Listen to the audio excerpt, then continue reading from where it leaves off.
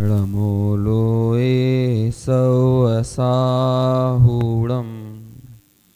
मंगलम भगवान वीरो मंगलम गौतमो गणी मंगलम कुंद कुंदाद्यो जैन धर्मोस्तु मंगलम सर्वमंगल मांगल्यम सर्वकल्याणकारकम प्रधानां सर्वधर्मानां जैनम जयतु शासनम जैनम जयतु शासनम। एस सुरासुर मणुसिंध वंदे दमदोदघायिकं ममलम पड़मामि वड्ढमाणं तित्थं धम्मस्य कत्तारम्।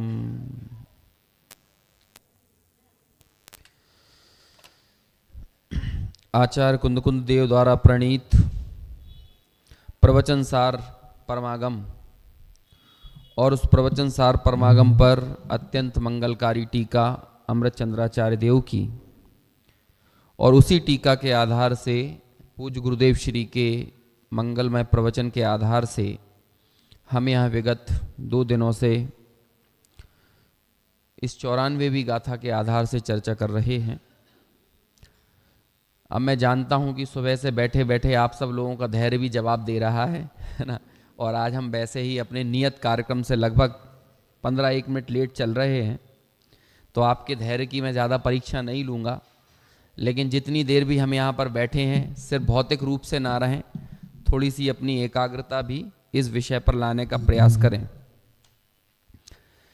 मूल विषय आप लोगों के स्मरण में होगा जहाँ से हमने बात शुरू की थी, और ये पूरा विषय पर समय और स्वसमय के विभाग को, यानी उन दोनों की अंतः परिणति के अंतर को प्रतिपादित करने वाला है।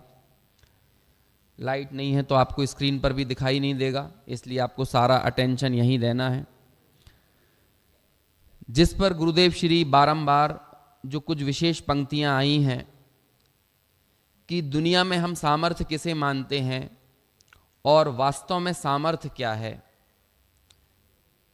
आत्म स्वभाव की संभावना में समर्थ, आज इस वाली पंक्ति की व्याख्या चल रही थी। और साथ साथ गुरुदेव जो पिछले पैराग्राफ में इसके अपोजिट में जो पर समय के लिए बातें कही गई हैं उनको भी याद करते हुए चल रहे थे हर एक पंक्ति के साथ। जैसे जब वे बात कर रहे थे कि सकल विद्याओं का मूल, तो वे सकल विद्याओं का एक मूल, आपने ध्यान दिया होगा इस एक शब्द पर उनका ध्यान था, फोकस था। और वहां भी क्या था, अविद्याओं का एक मूल, और यहां भी सकल विद्याओं का एक मूल। अब देखो समाधान भी एक है और समस्याएं भी अनेक नहीं थी, समस्या भी एक थी, लेकिन वो एक समस्या ही इतनी बड़ी थी कि वो एक समस्या ही अनेक समस्याओं को जन्म दे रही थी। हम लोगों की दृष्टि उस मूल एक समस्या पर नहीं जाती, हमारी दृष्टि सारी कहाँ जाती है, वो अनेक छुटकर फुटकर समस्याओं पर। कल ऐसे ही दोपहर में चर्चा निकली थी तो वहाँ पर ये बात आई थी कि हम और आप लोगों के साथ एक जीवन में बहुत बड़ी तकलीफ ये है कि हम राई जैसी समस्याओं को तो पहाड़ जैसा बताते हैं, लेकिन पहाड़ जैसी समस्या को राई जैसा भी नहीं मानते हैं। हमारी जिंदगी में हमारी सारी कोशिशें चारित्र मोहनीय संबंधी विकार को दूर करने के लिए चलती रहती हैं। यदि हम धर्म मार्ग में भी आते हैं, तत्व को भी सुनते हैं, तत्व का भी ग्रहण करते हैं, तो हमारी सारी कोशिश, सारे प्रयास, सारा पुरुषार्थ, सारा बल किसके लिए हम प्रदर्शित करने का प्रयास करते हैं, चारित्र मोहनीय के लिए। लेकिन जीवन पूरा बीत जाता है, लेकिन दर्शन मोहनीय पर हमारी कभी दृष्टि भी नहीं जाती है। जबकि महाभयंकर पर्वत जैसी समस्या, और पर्वत से भी बड़ा कुछ होता होगा तो उसकी उपमा देंगे सुमेरु जैसी, सुमेरु से भी विशाल, क्योंकि अनंत संसार को बढ़ाने वाली समस्या चारित्र मोहनीय में गर्भित नहीं है। अनंत संसार को बढ़ाने वाली समस्या का मूल क्या है, जिसे अविद्या का मूल कहा है, और इस अविद्या के मूल से ही हमारी प्रोग्रामिंग हो रही है। कल थोड़ी सी बात निकली थी शाम के समय, है ना। देखो एक ऐसा उदाहरण दिया जाता है, लोक में भी ये उदाहरण दिया जाता है कि आप 500 बच्चों को ले जाकर किसी टापू पर ले जाओ, टापू समझते हैं ना, आइलैंड पर जो चारों तरफ समुद्र से घिरा हुआ हो, और उन बच्चों को एक ही पुस्तक दो वहां पे, उनके पास और कोई दूसरा चारा नहीं है, और उस एक पुस्तक में जो आप उन्हें सिखाना चाहते हो, जैसी बुद्धि उनकी रखना चाहते हो ना, बस वो उन्हें सिखा दो, और आप उनके पास कोई दूसरा साधन नहीं है, बार बार वो वही किताब पढ़ेंगे, वही किताब पढ़ेंगे, वही किताब पढ़ेंगे। तो जब वो कई सालों बाद, उन्हें 20-25 साल बाद उस आइलैंड से निकालकर बाहर लेकर जाओ, तो बाद में आप उनसे कहोगे ना कि अब ये दूसरी पुस्तक पढ़ लो या कोई दूसरी बात सीख लो, तो वो सबसे पहले क्या करेंगे? लड़ेंगे। क्या करेंगे? उसका प्रतिकार करेंगे।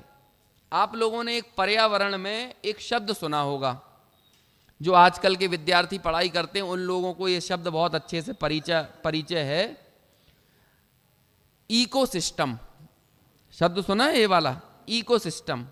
ये प्रायः जीव जंतुओं और जानवरों के लिए, प्राणियों के लिए प्रयोग होता है। जैसे कि अभी जैसे कूनो नेशनल पार्क है ना श्योपुर में, तो वहां अफ्रीका से पकड़कर चीते लाए गए, तो उससे पहले काय का अध्ययन किया गया था, ये इकोसिस्टम उन चीतों के लिए उपयोगी है कि नहीं। लेकिन उसमें एक बात और कही जाती है कि आप किसी इकोसिस्टम में किसी नए प्राणी को इंट्रोड्यूस कर दोगे ना, तो वहां पहले से रहने वाले प्राणियों का इकोसिस्टम बिगड़ जाएगा, यदि आपने किसी नए व्यक्ति को लेके आ गए तो। क्योंकि हर एक जीव जंतु की भी प्रोग्रामिंग है, किसी माहौल में, किसी वातावरण में, किसी पर्यावरण में रहने की। समझ में आया? और हम अपने उस इकोसिस्टम से बाहर कभी नहीं आना चाहते, क्योंकि हमारी पूरी जन्म से लेकर और जैसे जैसे अपब्रिंगिंग होती है, हमारा एक इकोसिस्टम बना हुआ है, और हम उसी इकोसिस्टम में पलना, बढ़ना, रहना, हमारा वो एक कंफर्ट जोन बन जाता है। अब जब भी उस इकोसिस्टम को तोड़ने वाला कोई काम होता है, तो हम पहले क्या करते हैं? उसका प्रतिकार करते हैं। ऐसे ही हम सब लोगों का एक इकोसिस्टम बना हुआ है, और मालूम है वो इकोसिस्टम कैसे चल रहा है? अज्ञान से, अविद्या से। और उस अविद्या और अज्ञान के इकोसिस्टम का सबसे पहला बिंदु क्या है? असमान जाति द्रव्य पर्याय में बल धारण करना है, उसे एक मानना, उस रूप अपने आप को अनुभव करना। मैं मनुष्य हूं, ये मनुष्य शरीर मेरा है, और ऐसा मानते हुए, इसमें ही अहंकार ममकार करते हुए हम निरंतर ठगाए जाते हैं। और फिर कल एक और लाइन आई थी, इस मनुष्य व्यवहार के सारे क्रियाकलाप को क्या करते हैं? छाती से लगाकर रखते हैं। अभी मैं आपके बगल में बैठकर ये बातें करूं कि भाई आप रिटायर हो जाएंगे, रिटायरमेंट के बाद आपका क्या प्लान है, तो आप लोग मेरे को बढ़िया पोस्ट के पाल है ना आराम से बिठा लोगे, मैं आपको इन्वेस्टमेंट की कोई टिप्स दूंगा तो आप अच्छे से आओ भगत करोगे। लेकिन मैं यदि थोड़ी सी बातें आपसे ये करने लगूं, जैसे हम अभी ये बातें कर रहे हैं ना, ये आपके घर के इकोसिस्टम में नहीं कर सकते, क्योंकि ये तो जिनेंद्र भगवान का और जिनवाणी का प्रताप है कि यहां पर थोड़ा सा इकोसिस्टम बदलता है। समझ में आया ना? अभी जैसे यहां पर एक पिक्चर लगा दी जाए, 4 घंटे की भी पिक्चर हो, बोलो किसी के ना घुटने दुखेंगे, ना किसी की कमर टेढ़ी होगी, ना किसी को उबासी आएगी, कुछ भी नहीं होगा। क्यों नहीं आए? क्योंकि वो पिक्चर अपने इकोसिस्टम के हिसाब से है, और हमारी प्रोग्रामिंग है वैसी, हमें कोई तकलीफ नहीं है। अभी यहां पे हम डॉक्टर के पास अपनी नब्ज दिखाने के लिए जाएं, कोई बीमारी का इलाज करवाने जाएं, 4 घंटे हमें बिठा ले रखेगा लाइन में, बिना कोफ्त खाए। कोफ्त समझते हो? मतलब बिना झल्लाए, बिना झल्लाहट के हम इंतजार करते रहेंगे। क्यों? क्योंकि हमारी प्रोग्रामिंग है भाई, इतना इंतजार तो करना पड़ेगा, दुनिया में सब जगह लाइन में लगना पड़े। और यहां पर मान के चलो जिनवाणी सुनने के लिए, भगवान के दर्शन करने के लिए लाइन में लगना पड़े, तो क्या करेंगे? अब भीड़ छट जाने दो फिर आएंगे, क्योंकि हमारा इकोसिस्टम प्रोग्राम्ड नहीं है इसके लिए। समझ में आया? और वो प्रोग्राम्ड क्यों नहीं है? क्योंकि अनादिकालीन अविद्या के संस्कार वही पड़े हुए हैं। अब जब उस अविद्या के विरुद्ध एक बात खड़ी की जाती है और आचार्य कहते हैं कि सुनो, सकल विद्याओं का मूल क्या है, और सकल विद्याओं के मूल की जब चर्चा करेंगे और कहेंगे कि ये पर्याय मात्र के प्रति अपने बल को छोड़ो, जो कि अनादिकाल से क्या प्रोग्रामिंग थी, इसको ही अपना मानने की, इसके ही बारे में विचारने की, इसके ही बारे में सोचने की। कल थोड़ी सी चर्चा निकली थी, चर्चा, फिर विचार और फिर परिणमन। समझ में आया ना? रात में थोड़ी सी बात अपनी आई थी, कई लोगों को उस संबंध में गलतफहमी हो सकती है। जब मैंने ये कहा ना कि चर्चाएं तो मिटने के लिए ही बनी है, लेकिन सुनो, चर्चाएं भेद ज्ञान के चिंतन में जाकर मिटना चाहिए, चर्चाएं भोगों की चर्चा में जाकर नहीं मिटना चाहिए। भेद ज्ञान की चर्चा विषय भोगों की चर्चा में कन्वर्ट होकर मिटे, ये उचित नहीं है।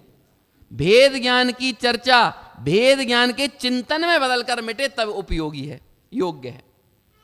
आगे बात करें, भेद ज्ञान का चिंतन निश्चित ही मिटना चाहिए, लेकिन भेद ज्ञान का चिंतन भेद विज्ञान रूप परिणमित होकर मिटे तब तो सही है, लेकिन वो भेद ज्ञान का चिंतन विषय भोगों के चिंतन में जाकर मिटे तो अहितकारी है। समझ में आया कि नहीं? यद्यपि वो मिटने के लिए है, लेकिन मिटे कैसे, समझ में आया? इस बात से हमारा मोक्ष मार्ग और संसार मार्ग तय होता है। चर्चा चिंतन और चिंतन चर्या, लेकिन चिंतन और चर्या कौन सी? चर्या बिना तो हम लोग हैं ही नहीं, चिंतन बिना तो हम है ही नहीं। कोई ना कोई चिंतन चल ही रहा है, कोई ना कोई चर्या हमारी चल ही रही है। अभी कैसी चल रही है? भेद ज्ञान संयुक्त की भेद ज्ञान से रहित। अभी बात चल रही थी कंकड़ों की और गेहूं की, समझ में आया? अब ये कंकड़ और गेहूं वाला भेद क्या है? लक्षण भेद, अकेली एक टेक्निक। समय सार ग्रंथ की जो 294 नंबर की गाथा की टीका, जहां पर प्रज्ञा के लिए, जो भेद ज्ञान करने वाली प्रज्ञा है, उसके लिए मालूम क्या संज्ञा दी? भगवती प्रज्ञा। क्या संज्ञा है? भगवती प्रज्ञा। अरे वो प्रज्ञा साक्षात भगवान है जो आपको भगवान बनाएगी। और वो भगवती प्रज्ञा किसे कहा है वहां पे?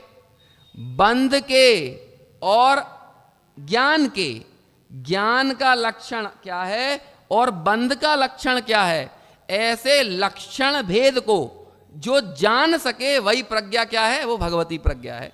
अब आपने इन दोनों के लक्षणों को कैसे जाना?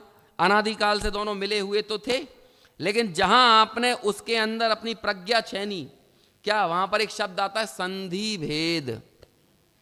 समझते हैं क्या? संधि भेद एक शब्द है। क्या कहलाता है संधि?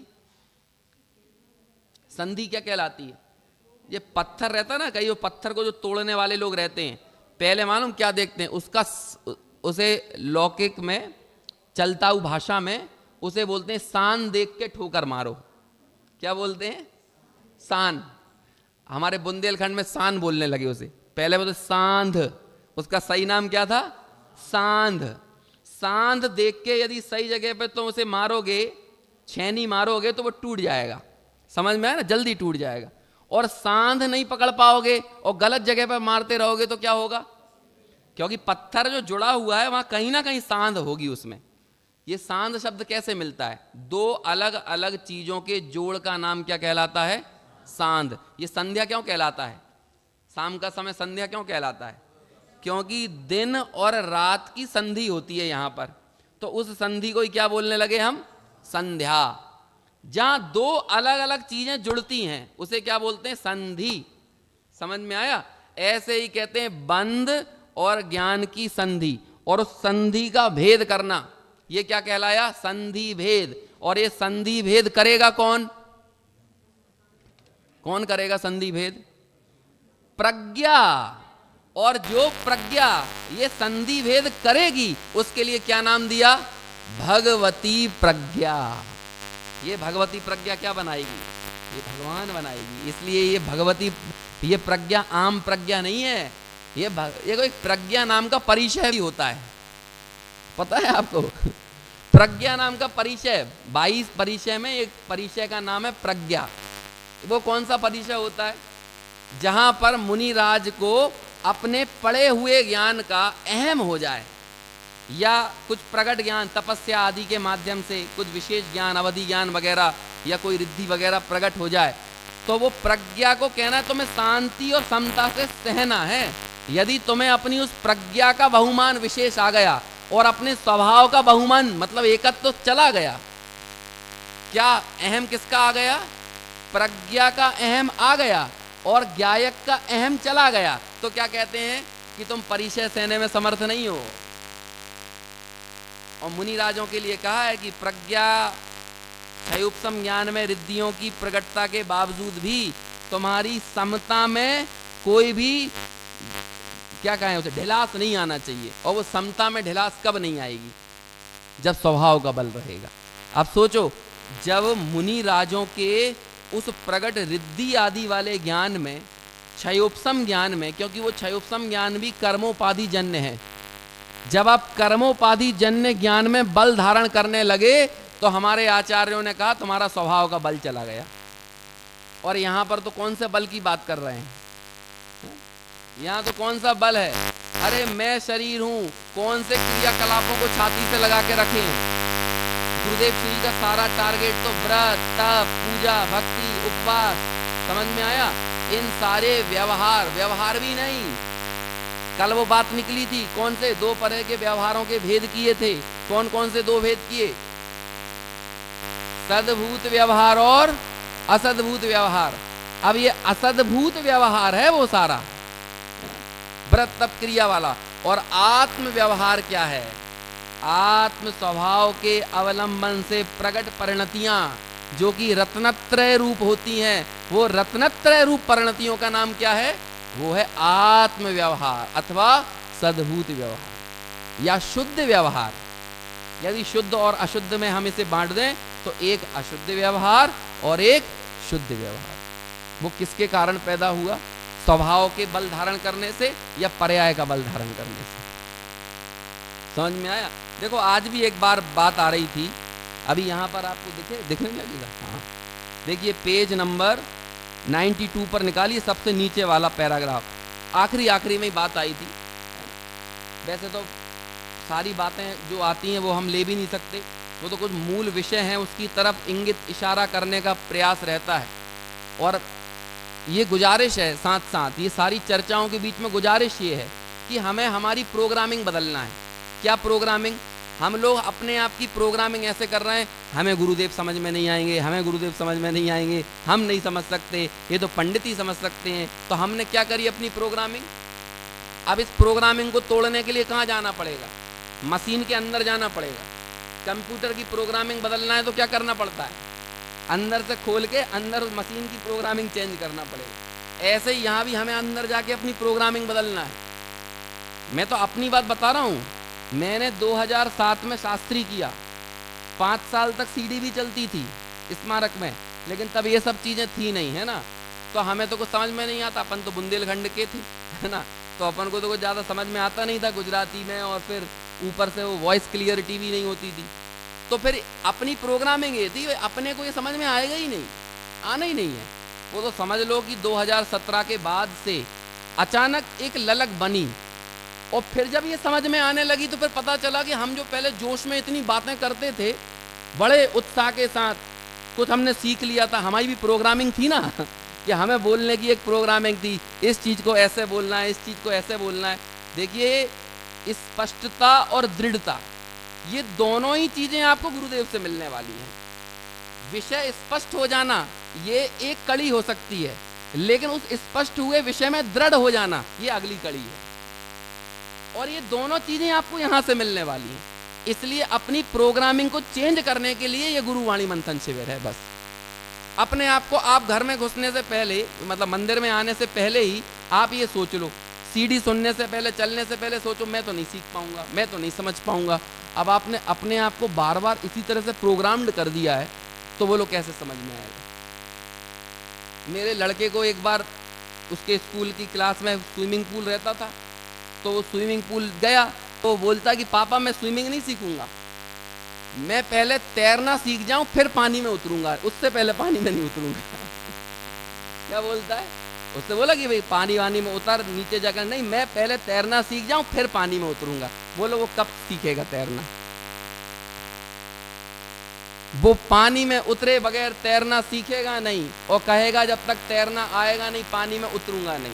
ऐसे ही हम लोग भी ऐसी धारणा लेके बैठे हैं, पहले हमें गुरुदेव समझ में आने लगे तब हम सुनेंगे, लेकिन सुनेंगे नहीं तो समझ में आएंगे नहीं, तो वो लोग आखिर कब समझ में आ जाएंगे? आपको करना पड़ेगा, आप कम से कम 1 महीने 2 महीने की एक्सरसाइज करना पड़ेगी।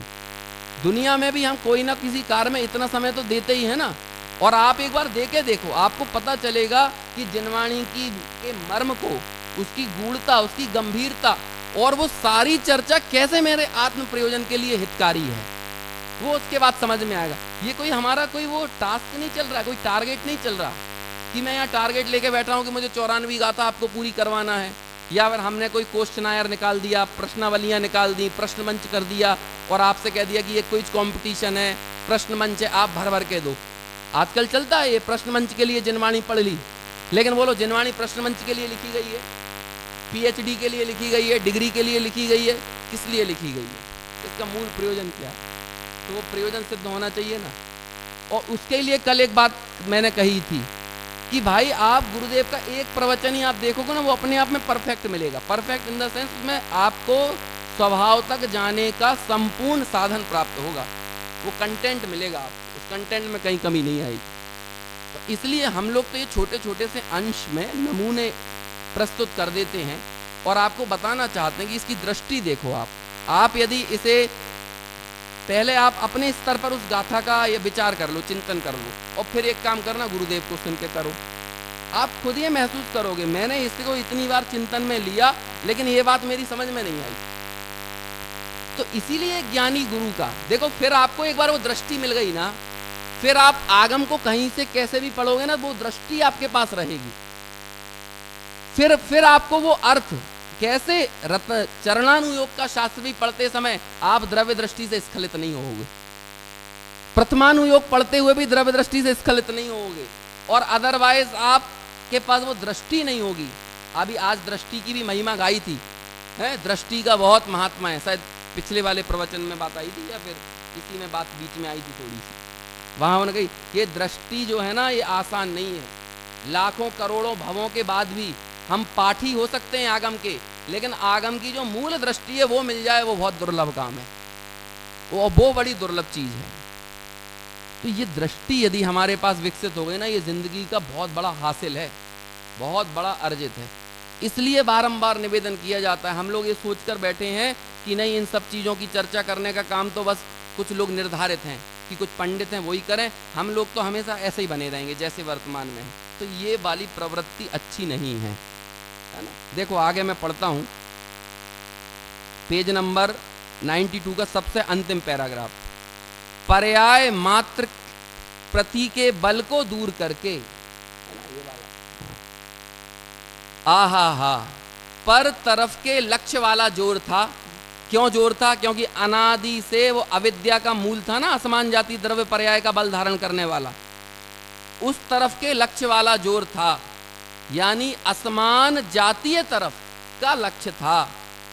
पर्याय में पर्याय को पकड़ नहीं सकता था, इसलिए उसका लक्ष्य काय पर जाता था?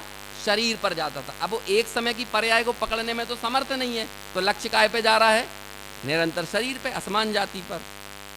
ऐसा पर्याय मात्र का बल दूर करके, अर्थात उस ओर के झुकाव को दूर करके। ऐसी बात है, आत्मा के स्वभाव में ही स्थिति करते हैं, पर तरफ की पर्याय बुद्धि असमान जातीय द्रव्य पर्याय की पर्याय बुद्धि थी। अब क्या हुआ? उसका लक्ष्य छूटता है और स्वभाव का आश्रय करता है, और स्वभाव पर ले जाने के लिए, द्रव्य स्वभाव पर संपूर्ण वस्तु के ग्रहण करने के लिए ही तो वो पिछली गाथा कही थी ना, 93 नंबर की, यथोक्त गाथा में ये वाला, वो टीका में ये शब्द आया था ना, यथोक्त। ये यथोक्त क्या है? यथा उक्त, जैसा कहा गया है। तो कहाँ कहा गया है? इससे पहले वाली गाथा में कैसा कहा गया था? वहां पर द्रव्य विस्तार सामान्य और आयत सामान्य वाला, गुण और पर्याय को एक समय में पीकर बैठा हुआ, निष्पीता सकल गुण पर्याया। किसकी? 6वीं गाथा की टीका में है ना, जिसने सारे, या 7वीं गाथा में है ना, सारे गुण और पर्यायों को जिसने एक समय में पी लिया है। निष्पीता सकल गुण पर्याया कौन है? वो जिसमें सारे विस्तार सामान्य और सारे आयत सामान्य गर्भित हैं। तो हम आपको कहां पर ले जाना चाह रहे हैं? आपको तात्कालिक तथ्य नहीं बता रहे, बल्कि शाश्वत सत्य बता रहे हैं। बात समझ में आई? हम लोग अपनी जिंदगी तात्कालिक तथ्यों में गुजार देते हैं। इस कारण से शाश्वत सत्य हमारे हाथ से छूट जाता है। मैं मनुष्य हूं, ये तात्कालिक तथ्य है, लेकिन ये शाश्वत सत्य नहीं है। और जब हम पर्याय मात्र के प्रति बल धारण करते हैं, मतलब क्या हुआ, हमारी सारी दृष्टि, सारी बुद्धि, सारी क्षमता, सारी सामर्थ्य कहां पर लग गई, तात्कालिक तथ्य में। और जब तात्कालिक तथ्य को ही हमने शाश्वत सत्य मान लिया, तो जो वास्तव में सत्य था ना, वो हमारे हाथ से चला गया। सत्य की खोज नाम का एक उपन्यास लिखा ना डॉक्टर साहब ने, छोटे दादा ने, तो उसमें एक लाइन आती है, जब आप असत्य को सत्य मान लेते हो तो समस्या क्या होती है, सत्य नहीं खोया है, सत्य की खोज खो गई है। जैसे जो मुद्रा चलती है ना, नकली नोट, ये नकली नोटों को रोकने का एक बड़ा प्रयोजन क्या होता है, क्योंकि नकली नोट असली नोटों को चलन से बाहर कर देते हैं। यह बहुत बड़ा कारण है। क्यों ऐसा कहा, क्या होगा, आपके पास एक नकली नोट है और 4 असली नोट है, तो बोलो पहले क्या चलाओगे। एक फटा नोट है और 3 साबत नोट है, तो बोलो पहले क्या चलाओगे। हम सबसे पहले क्या चलाते हैं, जब हमने नकली नोट को बाहर निकाला तो चलन में कौन सा नोट आ गया, नकली नोट आ गया, तो असली नोट क्या हो गया, चलन से बाहर आ गया। अब आपने क्या किया, तात्कालिक तथ्य को शाश्वत सत्य मान लिया, नकली नोट को असली नोट मान लिया, तो अब क्या होगा, असली नोट क्या हो जाएगा, वो चलन से बाहर हो जाएगा। आज पूरी दुनिया में क्या है, ये द्रव्य स्वभाव की, तत्व की बात इतनी ज्यादा मुश्किल क्यों हो गई है, क्योंकि चलन से बाहर हो गई है। आप पढ़ने जाते हो स्कूल में, पहले दिन से आपकी प्रोग्रामिंग कैसी शुरू होती है, कितने का पैकेज लगे। हम जब पहले दिन बच्चे को KG1 में भी स्कूल भेजते हैं ना, और जब होमवर्क के लिए डंडा लेके उसको फटकारते डांटते हैं, हमारे दिमाग में दिखता रहता है बड़ा डॉक्टर, बड़ा इंजीनियर, बड़ा CA। अभी बच्चा KG1 में है, लेकिन दिख क्या रहा है, डॉक्टर, CA, पद, पैसा, प्रतिष्ठा, पद, पैसा, प्रतिष्ठा, पद, पैसा, प्रतिष्ठा। पहले दिन अभी बेचारे को नहीं मालूम, उसे नहीं मालूम कि मैं काय के लिए स्कूल जा रहा हूं, लेकिन फिर हम लोग क्या करेंगे, निरंतर प्रोग्रामिंग। काय के लिए, बेटा यदि अच्छे से नहीं पढ़ेगा तो रिक्शा चलाएगा, ऑटो चलाएगा, ढोर चराएगा। पहले हमारे समय में बोलते थे ढोर चराएगा, अब ढोर तो बचे नहीं है, दिखते नहीं है, तो क्या बोलेंगे, रिक्शा चलाएगा।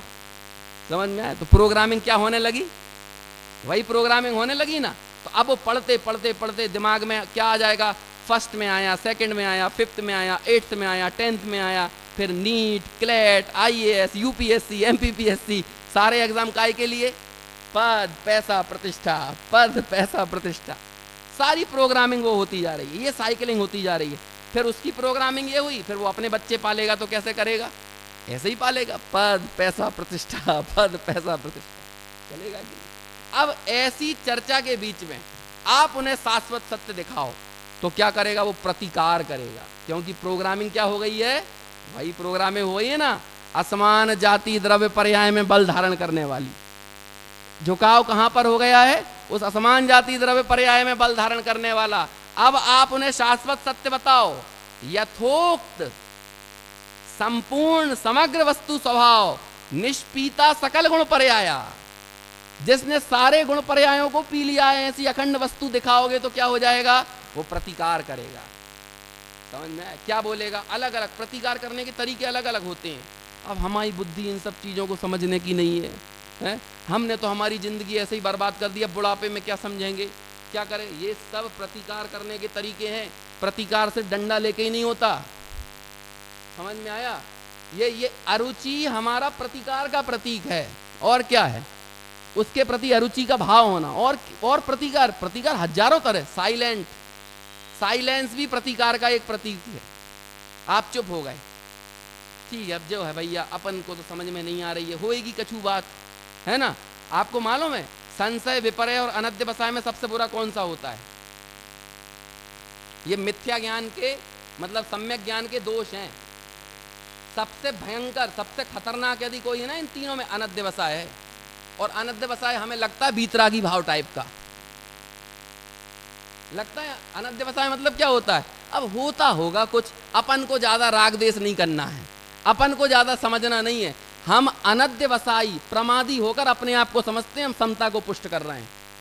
जबकि हम हमारे इस जीवन की तत्व समझने की सर्व संभावनाओं का गला घोंट रहे हैं। समझ में आया ना? आपको संशय है, कोई दिक्कत नहीं है। विपरीत मत के प्रति आपकी पकड़ है ना, कोई दिक्कत नहीं है। कम से कम आपकी पकड़ तो है। कल को आपको सत्य तत्व समझ में आएगा। आज विपरीत को जितनी मजबूती से पकड़े हो, कल उतनी मजबूती से सत्य को पकड़ लोगे, क्योंकि पकड़ है आपकी। संशय है तो आप लगे हुए हो, ये सही कि ये सही, ये सही कि ये सही। ऐसा करते करते एक संभावना बनी हुई है कि आप सत्य को पकड़ लोगे, लेकिन अनध्यवसायी की कोई संभावना नहीं है। ये पूरी दुनिया अपने त्रिकाली द्रव्य स्वभाव को समझने के संबंध में अनध्यवसायी है। और हम और आप भी जब ये कहते हैं ना, अब भैया हमें तो समझ में नहीं आता, होता होगा, ये पंडितों की बात है, विद्वानों की बात है, हमने तो अपनी जिंदगी चौका चूल्हा रोटी कपड़ा मकान में गुजार दी, हम क्या करेंगे पढ़ के। अब गुरुदेव को तुम जैसा सुना दोगे हम वैसा सुन लेंगे। प्रति बुद्धि से परिपाटी से बैठ गए आकर, हमें मालूम नहीं है ऐसे शब्दों से हम क्या कर रहे हैं, हमें पता नहीं है। जिंदगी का भरोसा, यदि 20-25 घंटे की ट्रेन हो ना, 2 महीने पहले से रिजर्वेशन करवाता है। लेकिन इस पर्याय की स्थिति होने के बाद, पूरी होने के बाद हमारा क्या होने वाला है अनंत काल के लिए, हमारे कोई तैयारी नहीं है उसके लिए। 24 घंटे के रिजर्वेशन की इतनी तैयारी रहती है कि 24 घंटे के सफर में तकलीफ ना हो, और आगे अनंत काल की तकलीफों को दूर करने के लिए कोई तैयारी नहीं है। इतने आराम से कह देते हैं होता होगा कुछ। कोई समझने के प्रति कोई रुझान नहीं है, कोई विनय नहीं, कोई अंदर में कोई क्या कहें इच्छा ही नहीं है। समाधि तंत्र के 53वें नंबर की गाथा श्लोक में आता है ये, तद इच्छेद तद ब्रूयात तद प्रच्छेद। इसके बारे में ही पूछो, इसके बारे में ही बोलो, इसकी ही इच्छा करो। इसकी मतलब अपने त्रिकाली द्रव्य स्वभाव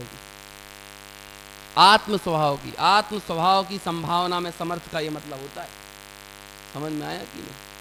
अपने आप को अंडर एस्टिमेट मत करो। हम समझ नहीं पा रहे। गुरुदेव श्री ने कल भी ये बात दोहराई थी, पता नहीं है ये पर्याय मात्र के प्रति बल धारण करके तुम्हारी कहाँ क्या गत होने वाली है।